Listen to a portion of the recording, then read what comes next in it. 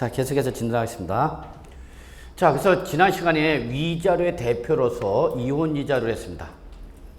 자, 이때 이혼을 하는 과정에서는 재산 이전 형태가 위자료 말고도 부부 공유 재산의 분할이라는 게 있습니다. 기초 단계에서는 여기까지 안 들어가려고 그랬는데, 자, 결론. 얘도 시험범입니다. 세법은 여기까지 시험에 나와요. 다 시험에 나왔던 겁니다. 자, 그러면 일단은 여기서 여러분이 아셔야 될 것이 부부 공유 재산이라는 걸 아셔야 됩니다. 부부 공유 재산. 그걸 뭐 하는 거예요, 여러분? 분할하는 겁니다. 그래서 이거는 일종의 공유권의 분할입니다.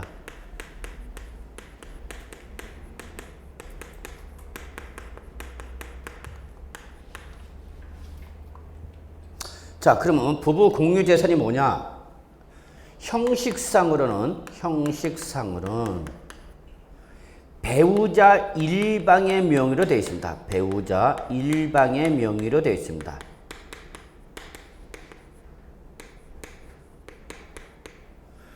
배우자 한 사람의 명의로 되어 있다 그 얘기입니다. 그런데 사실상은 부부가 공동의 노력에 의하여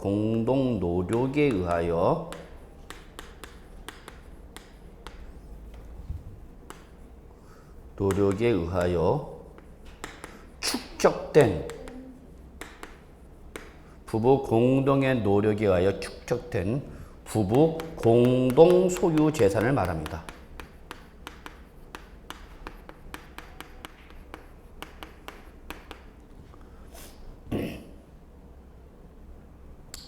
위자료라는 것은 혼인 생활을 파경으로 몰고 간 원인 제공자인 파경자가 상대방 배우자에 대한 정신적, 경제적 피해 보상 대가로 지급하는 손해배상금을 뭐라 하냐면 위자료를 하는 겁니다. 위자료. 그래서 위자료는 누가 지급하는 거예요?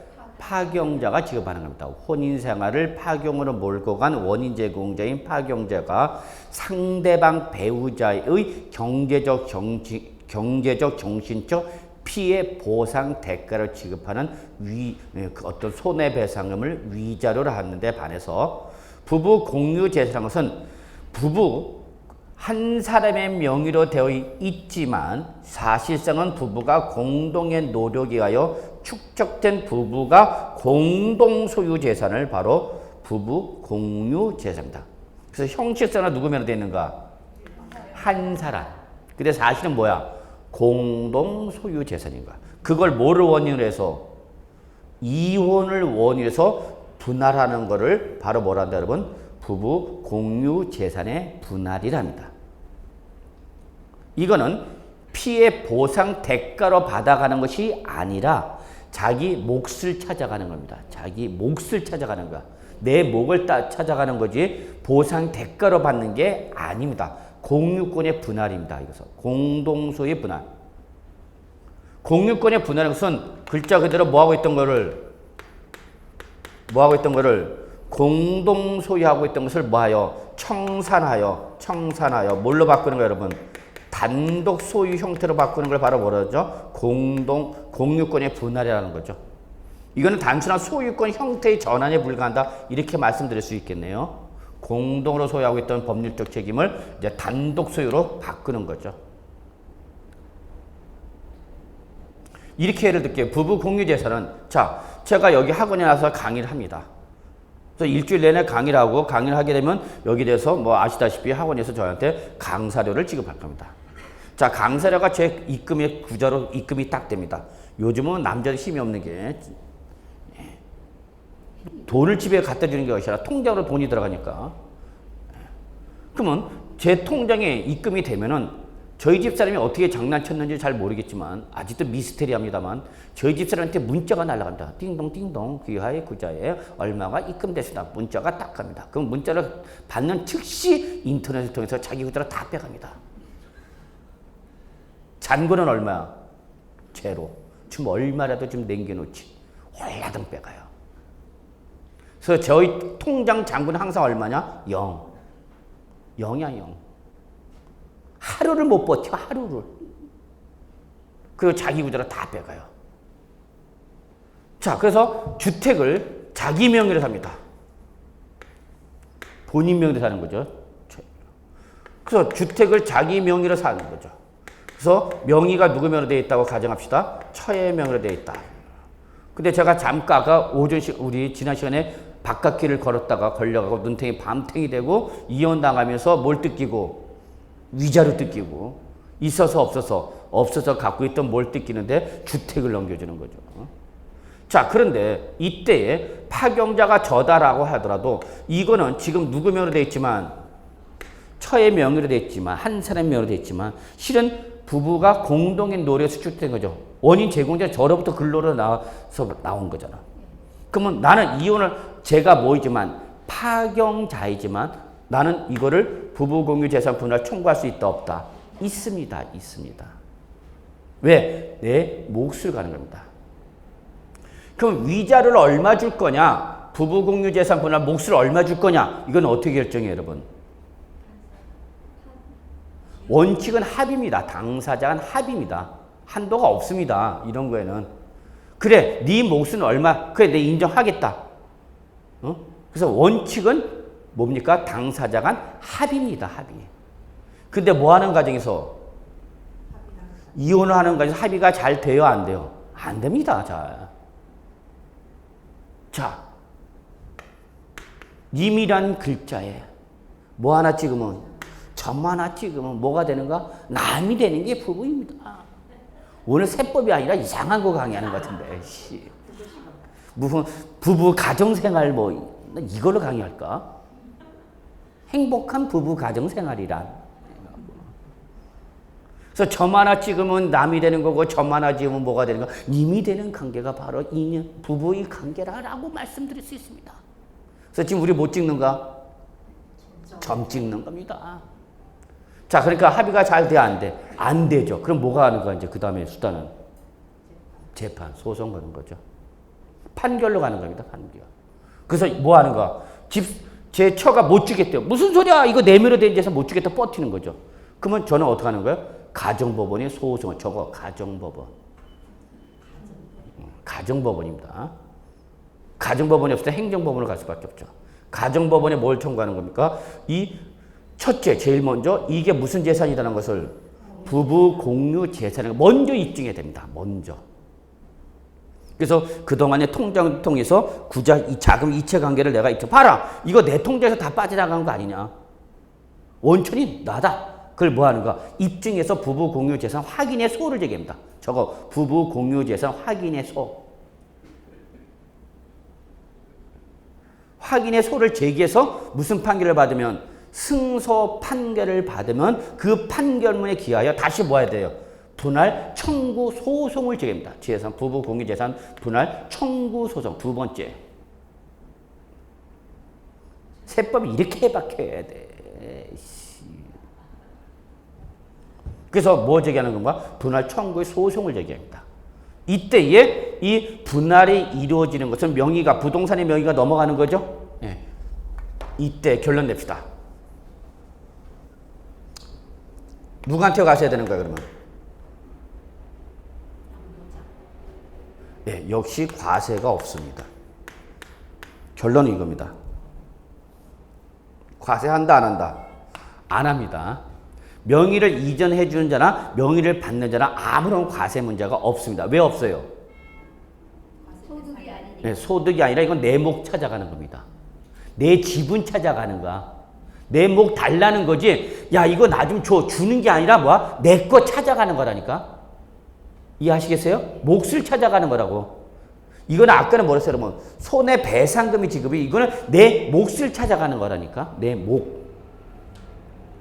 이해하시죠? 그러니까 이때는 과세 문제가 없습니다. 자, 근데 이때 심지어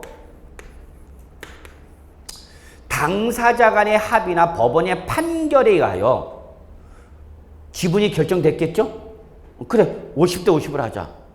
그래, 자기가 강의해서 벌어들인 돈은 뭐 출장 인정하겠다. 그러면 여기서 몫을 자기 집은 몫을 50% 합의 보죠. 합의서 작성합니다. 공증해야 됩니다. 당사자가 합의할 때는 안 되면 언론가 법원이 판결로 가는 거예요. 자, 그거에 근거하여. 근데 이때 뭐하여 초과해도? 지분을 초과하여 뭐해도? 지급해도 당사자 간의 합의나 법원의 판결에서 결정된 지분을 뭐하여? 초과하여 지급해도. 초과하여 지급해도. 그러니까 예를 들어서 50대 50으로 그래 인정하자. 또는 법원이 판결 났는데 50대 50으로 판결했어. 그런데 100%다 주는 거야. 저희 집사람이. 50대 50으로 판결을 받았는데 또는 당사자 합의를 했는데 에이 불쌍한 놈. 너 내가 이혼해지면 내가 이혼하면 너 누가 널 데리고 살겠냐. 그 짧은 다리로 누구한테 가르쳐. 나니까 너 데리고 살았지. 내가 그때 콩깍 씻어갖고 술만 안 먹었어도. 그죠? 그때 술만 안 마셨어도 조금만 마셨어도 내 인생 평탄하게 살 수 있었는데 그때 술 한잔 하는 바람에 그냥 인생이 망가졌다 이러면서 매일 제가 듣는 소리예요. 지분을 보아요? 초과하여 지급해도 역시 과세 문제 없습니다. 예, 여기까지가 우리 공인중개사 부동산세법의 기출문제입니다. 이거 다 시험 기출문제야. 세법이 이래. 어? 민법 이런 거 할 줄 알아? 몰라. 까불고 있어. 학계는 하학거리기만 하지. 들으나 안 들으나 거리죠. 공법 들어봐야 공허해. 무슨 법 하는지도 몰라. 지 혼자 하고 있지.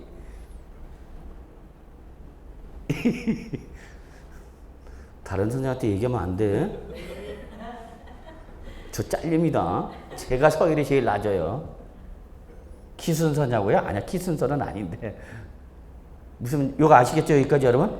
예, 결론. 그래서 사실상 그 사업하신 분들이 이장 이혼하는 이유 중에 하나가 바로 이러한 과세 문제를 피해갈 수 있는 가장 현실적으로 좋은 방법이 이겁니다. 그래서 위장 이혼을 많이 하는 이유 중에 이거죠. 그래서, 자, 예? 뭐? 없다니까. 예. 100% 줘도 야, 너 100% 갖고 가 스키야. 그래갖고 이 주택을 저한테 다 줬어. 100%. 예전에 원래 증기세 과세했어요.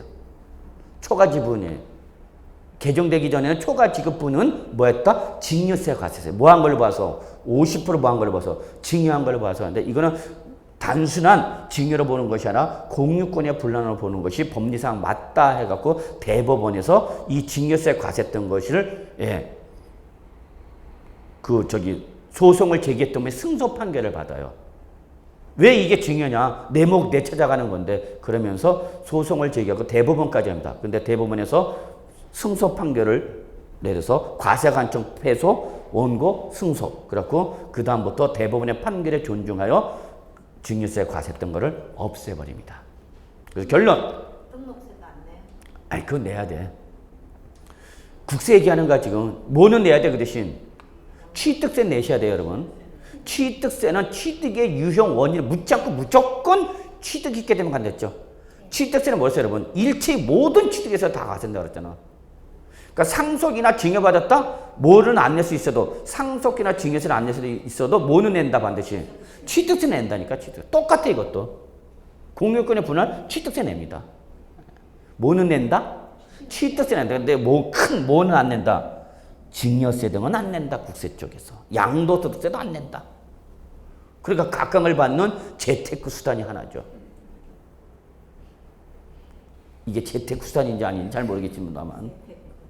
자, 그래서 여기까지가 시험 문제입니다. 그래서 여기까지는 안 들어가려고 그랬는데 오늘 뭐 분위기가 이상하게 갔습니다.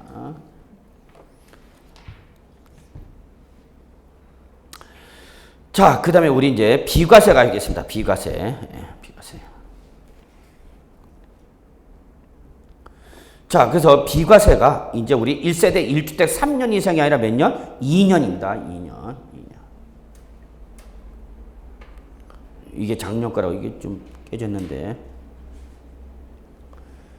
그래서 이제 지금부터 비과세 쪽을 좀 넘어가겠습니다.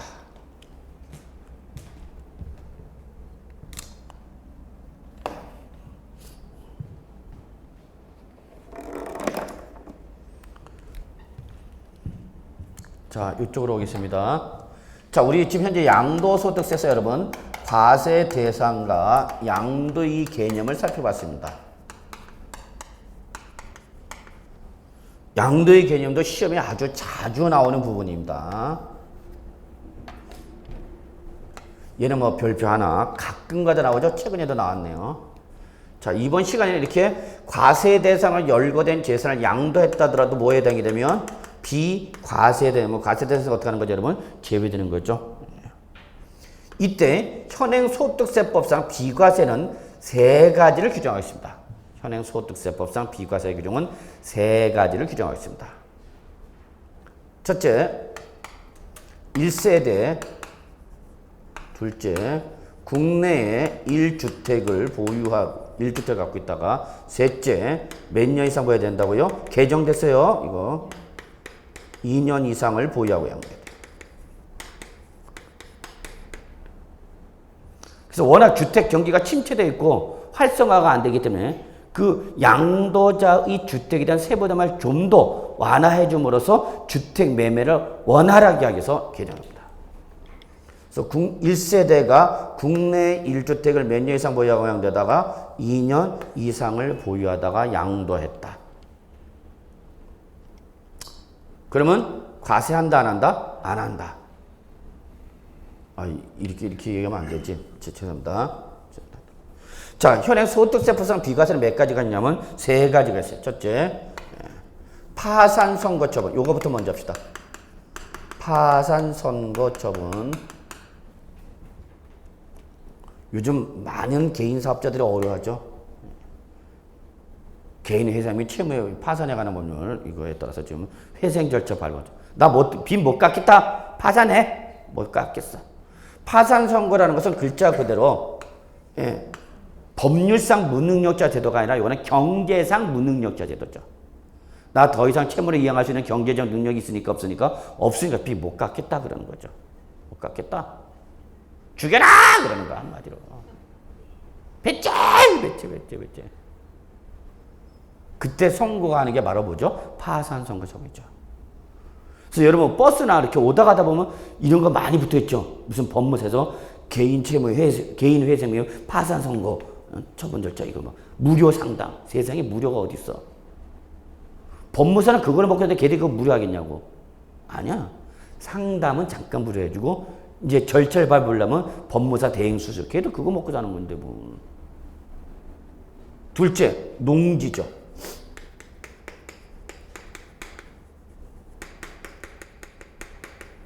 농지의 교환이나 분합이 소득세법에서 정하고 있는 일정한 요건을 충족하면 과세를 안 하게 됩니다. 역시 뭐죠? 타겟은 농지. 제가 누차 얘기했죠.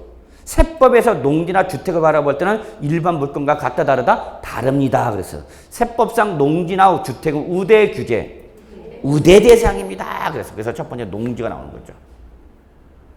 농지는 일단 무조건 여러분 세법상 우대 대상이다. 과세를 하더라도 세율은 높다 낮다? 일반적인 경우보다 낮다. 농지의 교환권. 또 요거 말고도 이제 또 농지 대토나 8년 이상 작용한 농지인데 이거는 조세 특례 제한법상 면제 대상입니다. 면제 대상. 비과세가 대상이 아니라. 그래서 일단은 소득세법상 요 비과세는 농지의 교환이나 분할입니다. 이미 시험에 나왔습니다. 2번. 물어볼 거 없습니다. 세 번째가 그 유명한 1세대 1주택가. 그 부수 토지죠. 오늘 왜 이렇게 자꾸 떨리지 손발이. 1세대 1주택가 부수 토지. 1세대 1주택가 부수 토지. 시험에 거의 매해 나오죠. 거의 매해 나온다고 보시면 돼요. 거의 매해. 1세대가 몇 주택을 1주택을 보유하다가 그 주택과 뭘 양도하면 부수 토지를 양도하면 뭐 해주겠다? 비과세하겠다. 그 얘기입니다. 여러분은 나온다고 보셔야 돼요. 그리고 공인중개사가 이걸 모르면 안 되죠. 공인중개사가 되셔서 주택을 양도하고자 하는 사람은 가장 어디에 관심을 가질 수밖에 없어? 여기에 관심을 가질 수밖에 없죠. 그리고 여러분이 이쪽으로 유도할 줄도 알아야 돼. 그게 진정한 프로가 되는 거죠. 이런 거 못하면서 무슨 주택 매매를 해도 어쩌고저쩌고. 비록 이 사람이 비과세 요건을 충족하지 못했다더라도 어떤 다른 대안을 찾아서 비과세로 여러분 유도를 할 줄 알아야죠. 그래서 공인중개사가 되셔도 여러분이 주특기를 갖고 계셔야 됩니다. 여러분 주특기. 나는 경공매 이쪽으로 갈 거야. 아니야, 나는 뭐 이 세테크 쪽으로 나는 갈 거야. 뭔가 주특기가 있어야 됩니다.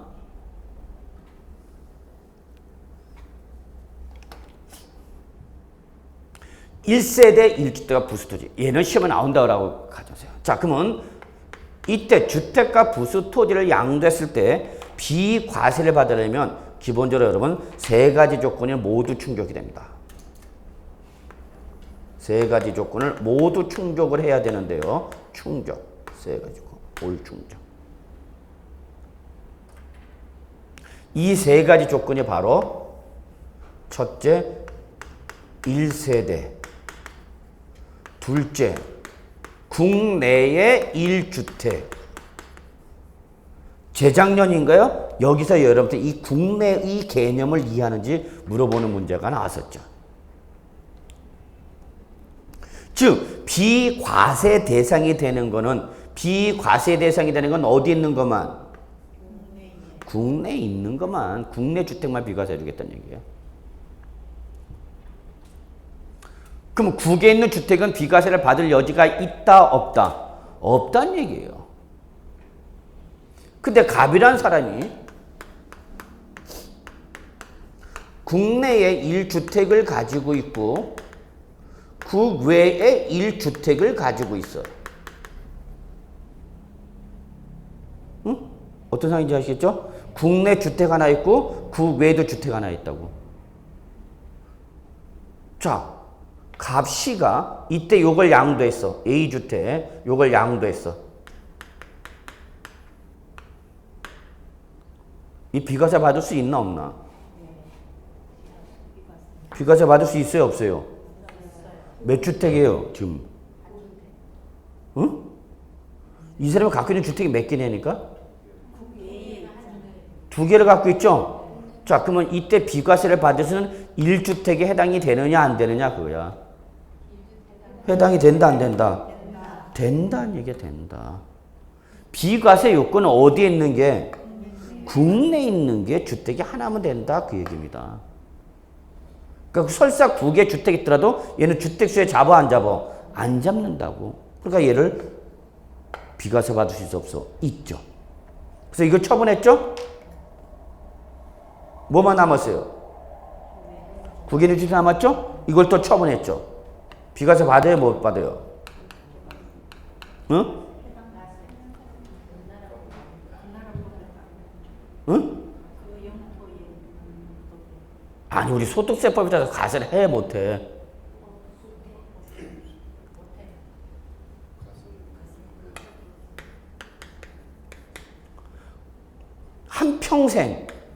한평생 어디 계신 분이야? 국내 여러분이에요. 근데 해외 주택 하나 갖고 있다 처분했다. 과세해 못해? 비과세 받아 못 받아? 못 받는다고.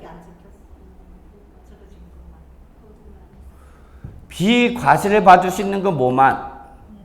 국내에 있는 거 하나만 비과세 받을 수 있다는 얘기야. 그러니까 얘는 국에 있는 주택은 비과세를 받을 여지가 있고 없고, 얘는 주택수와 관계없다니까 무조건 과세라니까. 이해하시겠어요? 몇 년 이상이라면 5년 이상 국내 주소를 둔 여러분이라면 무조건 과세라는 얘기야. 무조건. 근데 국내를 하나 갖고 있다. 그럼 아까 먼저 이 국내 1주택 갖고 있을 때는 실은 얘 명의로는 주택을 몇 개 갖고 있더라도 2개라더라도 우리 주택세는 어디 것만 가지고 따져라? 국내 것만 가지고 따져라 그 얘기입니다. 그러니까 국내만 몇 개 있으면 된다는 얘기야. 하나. 국외에 7채를 갖고 있어. 아니 나라마다 하나씩 갖고 있어. 나라마다 하나씩 갖고 있어. 근데 국내는 몇 개 있어? 하나. 비과세 받을 수 있다 없다? 있다. 비과세는 국내 것만 비과세. 당연한 거지. 국내에 있는 것만 비과세지. 국외에 있는 주택이 되면 비과세가 돼야 될 거죠. 세 번째. 몇 년 이상 보여야 된다가 이제 2년 이상을 보유하다 양도된다. 이 세 가지 조건을 어느 날 현재 충족하고 있다는가? 양도일 현재 시점에서 충족했습니다. 양도일 현재 시점에서. 여러분 학교에서 저량 변수, 유량 변수, 플로우, 스탁 배우셨나요? 요거는 저량이죠. 저량. 스탁 개념이죠. 어느 시점? 현재. 언제부터 언제까지 플로우가 아니라 어느 시점이 현재. 어느 현재로 따지라는 얘기 무조건. 양도일 현재 시점으로만 따지라는 얘기예요. 양도일 현재 시점으로만. 요 요건을 충족했니 못했니 요거는 취득해서 보유 기간 내내 따지는 것이 아니라 어느 현재 시점에서만 양도일 현재 시점으로만 따지라는 얘기입니다. 양도일 현재 시점에서. 그러면 요 양도일 현재 시점이라는 개념을 좀 설명드리겠습니다. 자, 갑이라는 사람이 갑씨가 A주택을 취득했어요.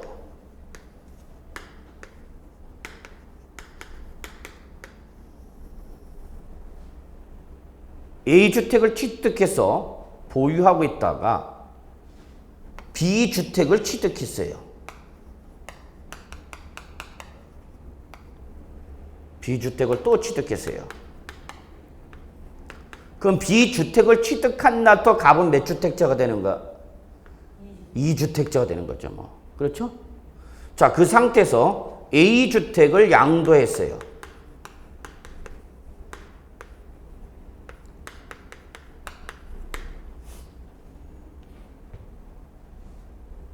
그럼 A주택을 양도할 당시는 1세대 몇 주택이에요? 1세대 몇 주택? 2주택이죠. 그러니까 비과세 받아요, 못 받아요? 못 받죠? 못 받잖아. 이 요건을 위반했으니까. 근데 A주택을 양도한 시점부터 몇 주택이에요, 다시? 1주택이죠? 예. 이 상태에서 B주택을 양도했어요.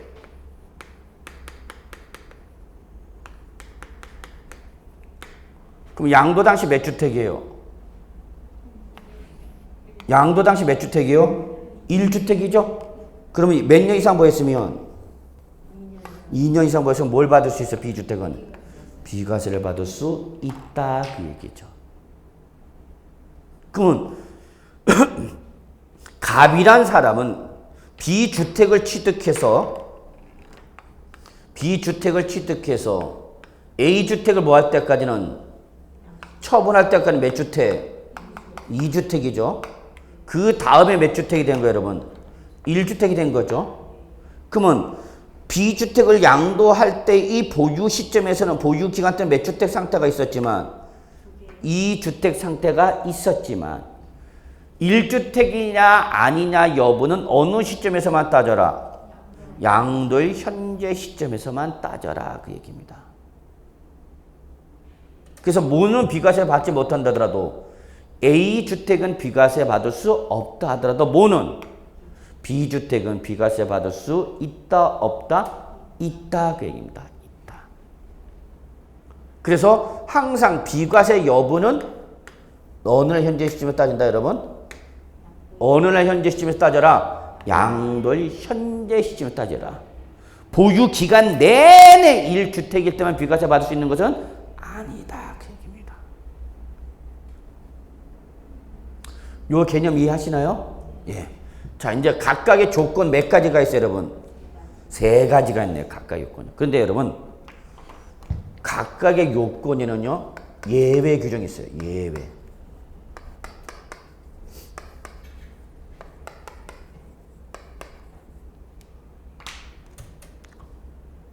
예외 규정이 있어요. 그래서 여기서 말하는 세대람은 당의 거주자 본인 외에 반드시 누가 해야 되냐? 배우자가 있어야 됩니다. 배우자. 그리고 그들과 동일한 주소 곳에서 생계 유지를 같이 하는 가족이 있어야 되는데 이때에 이 세대는 최소 구성 요소가 본인 또는 반드시 본인과 누가 있어야 돼요, 여러분? 배우자. 다른 말로 왼수.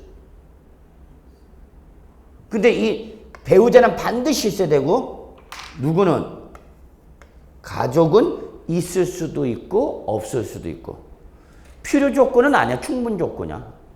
그 대신 필요 조건은 누가 있어야 돼? 배우자. 그래서 우린 배우자의 세법상 역할은 뭐야?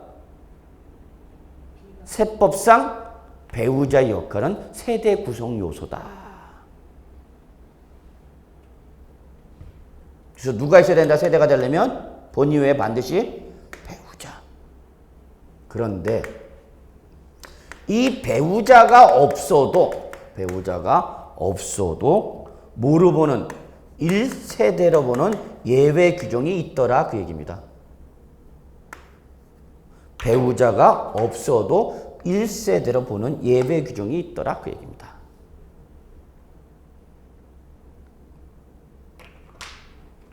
자, 두 번째 조건, 국내 몇 주택을 가지고 있어야 된다고 여러분? 1주택을 가지고 있어야 된다. 근데 양도 당시 얘가 2주택이야, 2주택. 몇 주택? 2주택. 그런데 이게 투기 목적 이시 없이 무슨 사유로 인해서 법에서 정하고 있는 일정한 요건을 충족한 불가피한 사유로 인해서 2주택이 된 경우 그때는 몇 주택을 봐주는 거예요? 1주택으로 봐주겠다 그 얘기입니다. 원래 비과세를 받으려면 국내 주택이 몇 개 있어야 되는 건데 하나가 있어야 되는데 얘는 2개를 갖고 있더래. 2개를. 근데 그게 투기 목적 이시 없이 불가피하게 이사를 하는 과정에서 부모님을 모시다 보니까 혼인을 하다 보니까 갑자기 상속을 받았다든지 또 농어촌에 주택을 갖고 있다든지 또 임대사업자가 임대주택 외의 주택을 가지고 있다든지 이런 경우도 투기 목적 이시 없이 2주택을 가지고 있지만 그것이 소득세법에서 정하고 있는 일정한 요건을 충족한 불가피한 사유에 해당할 때 이때는 몇 주택을 봐주마? 1주택을 봐주마 그 얘기입니다. 셋째, 원래 비과세를 받으려면 몇 년 이상 받아야 된다고 여러분? 2년 이상은 돼요. 이게 책에 2년 이상이에요 여러분. 2년 이상. 그런데 양도 당시 1주택이지만 2년 이상을 보유를 못했어요. 원래 비과세 받으려면 몇 년 이상 보여야 되는데 2년 이상을 보여야 되는데 얘는 양도할 당시 몇 주택이지만 1주택이지만 몇 년 이상 보유하지 못했다. 2년 이상을 보유를 못했어. 근데 그게 투기 목적 이시 없이 단기 차익을 목적으로 한 것이 아니라 불가피한 사유로 인해서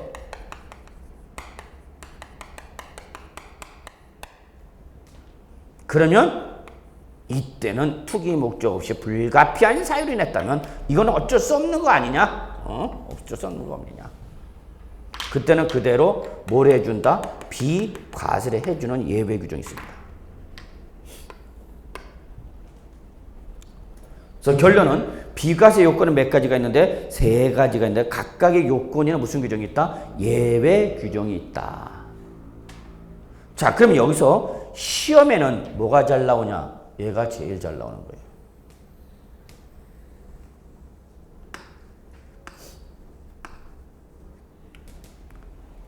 이 2가지가 제일 잘 나옵니다. 가장 많이 나온 게 요거. 두 번째가 요거. 과거에는 요게 많이 나왔다가 최근에는 요게 나왔다가 그래서 이 2가지가 시험에 제일 많이 나오고 여러분이 실전에 가서도 가장 많이 공부를 하셔야 되는 부분이죠. 얘들은 특징이 비과세 요건을 충족하지 못했다라는 게 특징입니다. 비과세 요건을 충족하지 못했다라는 게 특징입니다. 그렇다 하더라도 그 하지 못한 게 불가피한 사유로 인해서 불가피한 사유로 인한 거라면 이때는 비과세를 해주마. 1주택으로 봐주마. 배우자가 있는 걸로 봐주마. 그럽니다.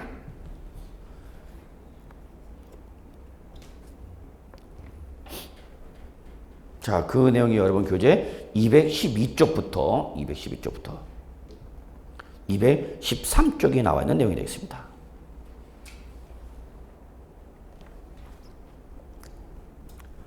자, 그래서 요거는 뭐 한번 들어가면 세부적으로 깊숙하게 들어가야 되기 때문에 여기서 마무리 짓고요. 예. 자, 그 다음에 이제 213쪽 양도 또는 취득시기 좀 가겠습니다. 양도 또는 취득시기. 전통적인 출제부입니다. 양도 또는 취득시기도 전통적인 출제부입니다.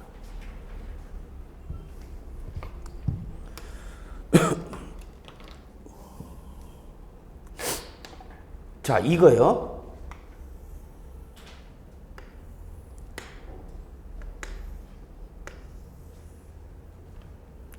소득세란 놈은 부동산 등을 취득해서 보유하다가 처분했을 때에 처분 당시의 가액과 취득 당시 가액의 차액을 양도하는 과정에서 발생한 소득으로 모아서 과세하겠다라는 게 바로 뭐다? 양도소득세입니다.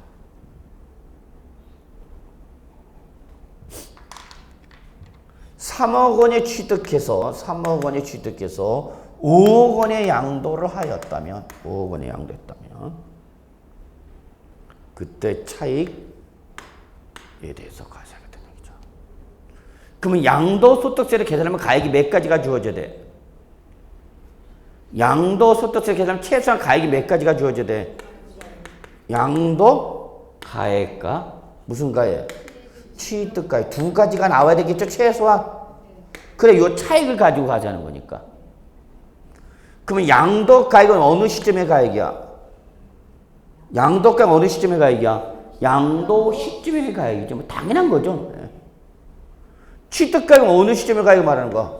취득 시점의 가액이죠. 뭐 여러분 다 아시는 거 물어보면 당황하는 분들도 많아요. 뻔한 걸 물어보지, 자식이. 뭐 함정 있는 거 아니야? 그래서 대답을 못 해.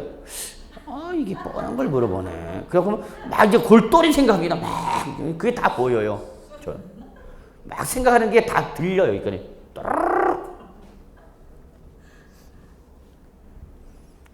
하긴 저도 그래요. 갑자기 상대방이 물어보는 이게 너무나 지극히 당연한 걸 물어보면은 얘가 나를 놀리는 건가?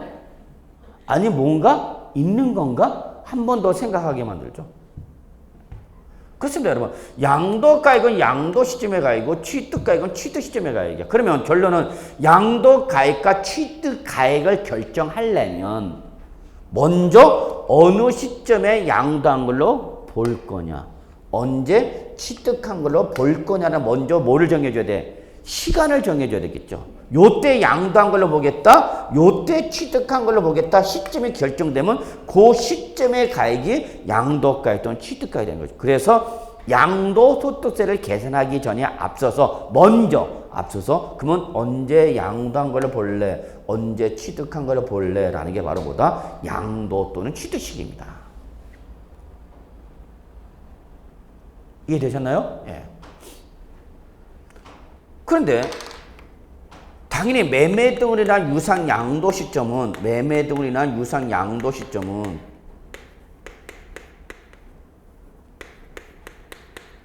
외울 필요가 없죠, 뭐. 우리가 부동산 매매야. 그러면 언제 소유권 넘어오고 청산이 되는가? 잔금이 지급되는 거죠, 뭐, 잔금을. 그렇죠? 그래서 우리 취득세는 언제 취득한 걸 본다고 했어요, 여러분? 잔금 지급일. 근데 양도소득세는 잔금 지급이라고 그러지 않고 뭐라 표현하냐면 대금 청산일 그렇게 표현했어요.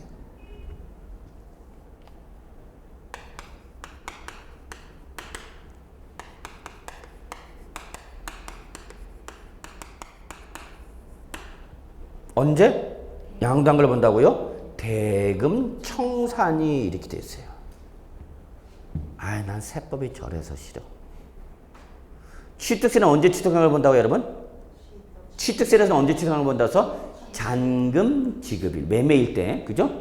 근데 양도세는 잔금 지급이 아니라 뭐라고 표현하고 있다고요? 대금 청산일. 그러면 잔금 지급일과 대금 청산일은 같은 날이에요, 다른 날이에요? 응? 사람마다 달라요. 세법은 많은 생각하지 말라니까.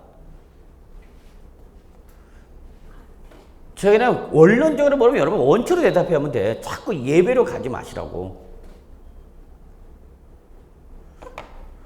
대금청산이 결국 어떤 날을 말하는 거야, 여러분? 잔금 지급일이지 뭐. 같은 날이야, 같은 날. 근데 요거는 누구 입장에서 얘기를 한 거고? 아니, 잔금 지급은 누구 기준 얘기야? 취득자야, 양도자야? 우리 이제 이거 별게 다 헷갈려. 이제 물어보기만 하면 별게 다 헷갈려, 이제. 잔금을 누가 도자가 지급하는가, 수자가 지급하는가? 수자, 우리 그래서 취득자냐? 그러니까 이거는 누구 기준이고? 취득자 기준이죠. 외우는 거 아니야? 쓸 필요도 없는 거야, 이거는 당연히. 사는 사람이 잔금을 지급하는 거 아니야. 근데 이거는 누구 얘기고? 취득자 기준, 즉 취득세 얘기죠? 근데 양도세는 취득자 기준이야, 양도자 기준이야? 양도자 기준이야. 뭐는? 양도세. 그럼 양도소득세는 양도자를 기준인데 양도자는 잔금을 받는 사람이야, 지급하는 사람이야? 또 어려워진다, 또 어려워져. 양도자는 돈을 받는 사람이야, 지급하는 사람이야? 받는 사람 아니야, 돈을. 그리고 돈을 받는 대가를 뭘 넘겨줘? 소유권 넘겨주는 거 아니야. 그러니까 도자 입장에서는 잔금 지급이 아니죠. 잔금을 받는 날이야, 이렇게 되는데. 그 잔금을 받는 날을 뭘로 표현한가? 대금을 청산한 날, 이렇게 표현한가? 무지하게 어렵네. 저 자식이 아무것도 아닌 걸 그렇게 뺑뺑 돌려고 어렵게 만들어. 결론 낼게요, 여러분. 취득세는 언제 취득한 걸 본다, 여러분? 매매등기 때? 잔금 지급을. 근데 그 잔금 지급은 누구 기준이다 보니까? 취득자 기준이다 보니까 양도소득세는 취득자 기준이 아니라 누구 입장이다 보니까? 양도자 입장이다 보니까 잔금 지급이란 말을 표현을 못하고 뭘로 표현한 건데?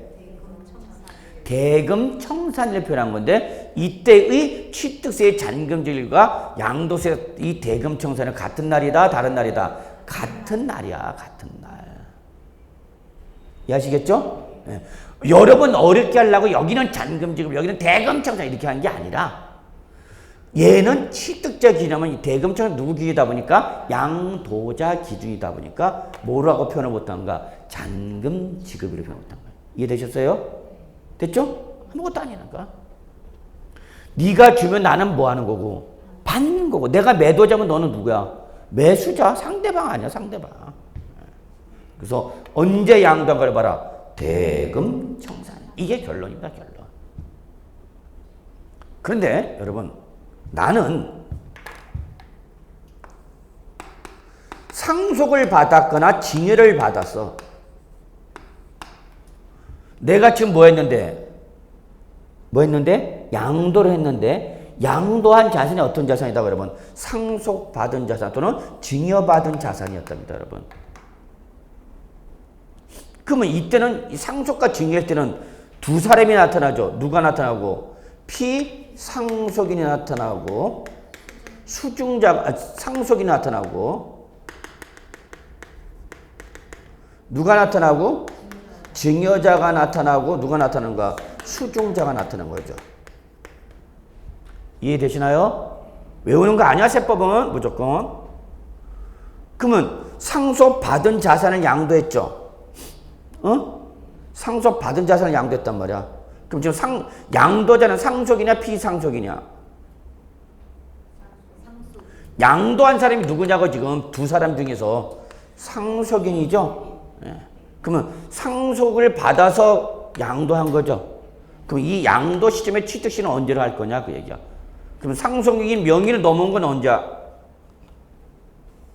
언제 넘어온가? 상속 개시. 자, 징여자가 수중자가 양도했는데 그러면 수중자가 양도 시점에 대응되는 취득시는 언제로 할 거냐 그 얘기야. 언제로 하겠다? 징여 받은 날에 취득한 걸로 보겠다 그 얘기예요, 여러분.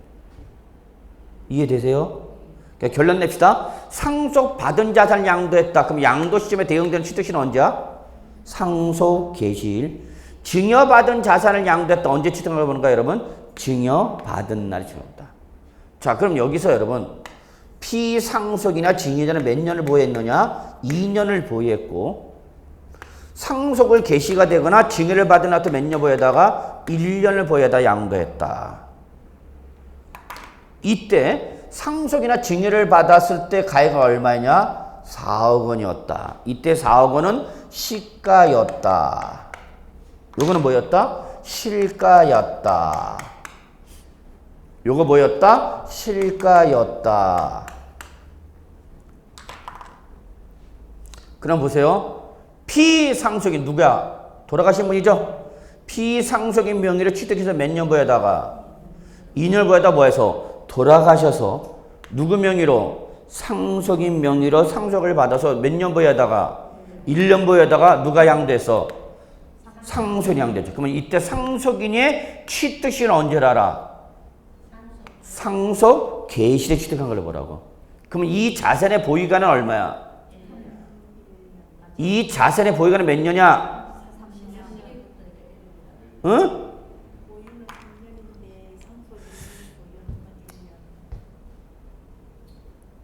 양도 시점에 대응되는 취득시는 언제였어요, 여러분? 상속 개시라고 그랬죠? 상속 개시. 요 날에 취득한 걸로 보라고. 그러면 이때 이 양도 시점에 대응한다는 취득시는 언제라 했고, 여러분? 상속 개시이고, 그러면 이 자산의 보유가는 몇 년을 해야 되는가? 1년으로 하고, 취득가가 얼마를 해야 되는가? 이때 취득한 거 보니까 요때 가액이 뭐가 되는 거야? 취득가액이 되는 거죠? 요게 뭐가 되는 거야, 여러분? 양도 차액이 되는 거죠. 얼마? 1억 원이 되죠. 자, 스토리 잡읍시다. 증여자가 취득해서 몇 년 보유하다가 2년을 보유하다가 수증자한테 뭐 해서? 증여를 했어. 그래서 수증자가 뭘 받아서? 증여받아서 몇 년 보유하다가 1년을 보유하다가 양도했어. 누가 양도했어? 수증자가. 그럼 그 수증자가 양도했을 때 양도 시점에 대응되는 취득시는 언제라고? 증여받은 날에 뭐 한 걸 보고? 취득한 걸로 보니까 이때 가액은 얼마고? 취득가액은 4억 원이 되는 거고, 양도채가 얼마 되고? 1억. 이 자산의 보유가는 몇 년? 1년이다. 그 얘기입니다. 그게 바로 여러분 교재 유상취득일 때 1번 원칙 밑줄 대금청산일. 대금청산일. 유상취득, 유상양도가 맞는 말인데, 그 유상취득, 무상취득이 아니라 유상양도, 무상양도를 좀 고칩시다. 지금 취득 시점이 아니라 양도 시점이죠. 그러니까 여러분 유상양도, 무상양도, 그게 더 좀 깔끔하겠네. 그럼 매매 등으로 유상양도했다. 언제 양도한 걸로 봐라, 여러분? 사실상 대금청. 근데 사실상은 여러분 가로 양가로 묶어주세요. 사실상은 양가로로 묶어주세요. 왜냐면 소득세법에는 이 소득세법 시행령에는 사실상이란 말이 들어가 있지가 않아요. 사실상이란 말이 들어가 있지가 않은데 요거를 생략되어 있다라고 보시면 돼요. 자, 그다음에 여러분 거기 밑에 무상취득 있죠? 찾으셨어요? 예, 거기 1번 상속받은 자산을 양도했다. 그러면 그 양도 시점에 대응되는 취득시는 언제로 알아? 여러분 상속 개시에 취득한 걸로 봐라. 증여받은 자산을 양도했다. 그러면 언제 취득한 걸로 봐라? 증여받은 날에 취득한 걸로 봐라. 요 개념을 잘 잡으셔야 돼요. 여러분이 자꾸 여기서 틀려. 이 상속과 증여. 상속받은 자산을 양도했다. 그럼 양도치면 대응되는 취득시는 언제다? 상속 개시. 그럼 요 날에 취득한 걸 보니까 요 날 가액 얼마? 4억 원이 이 양도 자산에 무슨 가액이 되는 거고? 취득 가액이 되고, 따라서 양도치가 얼마? 1억이 되고, 이 자산의 보유가는 얼마 되는가? 1년. 자, 양도된데 그게 무슨 자산이었다, 여러분? 증여받은 자산이었다. 그럼 그 증여받은 자산을 양도했을 때 이 양도 시점에 대응되는 취득시는 언제다? 증여받은 날. 그럼 요때 가액 얼마? 4억 원이 증여받은 자산이 뭐가 되는가? 취득가액이 되는 거죠. 그죠? 취득 시점의 가액이 뭐다고? 취득가액. 그러니까 양도차가 얼마 되는가? 1억. 그러면 이 증여받은 자산은 양도세 보유가는 얼마 되는가? 1년. 됐어요? 요 개념 이해하세요? 요것만 이해가 되면 다음은 게임은 끝나서 양도 또는 취득시기는. 자, 그래서 오늘은 여기까지 하기로 하고요. 오늘은 여기까지 하기로 하고. 네, 그래서 오늘 여기까지 하고 우리 다음 주에 양도소득세 남은 부분, 중요한 부분 마무리 짓도록 하겠습니다. 자, 오늘 수업은 여기까지입니다. 수고하셨습니다.